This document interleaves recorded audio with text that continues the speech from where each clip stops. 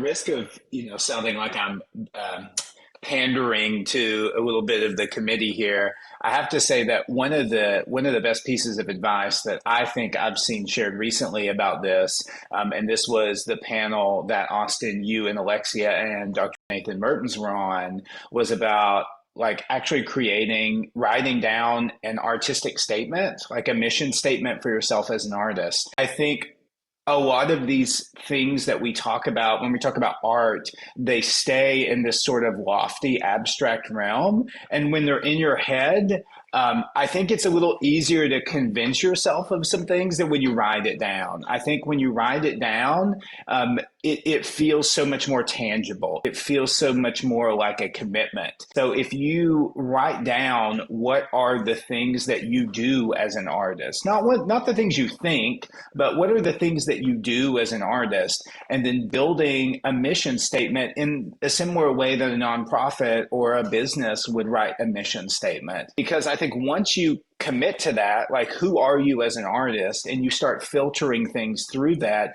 just like Jenny was saying, not only do you quickly discern what things align with that idea of your artistic voice, but you can also start to more confidently, I think, say what things don't. And I think there's a lot of power in that, because scarcity mindset is always, I think, on the periphery. It's always saying there's not enough opportunities. You need to say yes to everything, even if it doesn't feel authentic. And so just taking that step of putting it down in writing and saying, this is my declaration of who I am right now. And then when that gig comes through and you say, actually, when I filter that through who I've decided I am, this mission statement as an artist, I see that doesn't serve me. And I think you're able to navigate opportunities and kind of the artistic environment a little bit more confidently once you make that statement.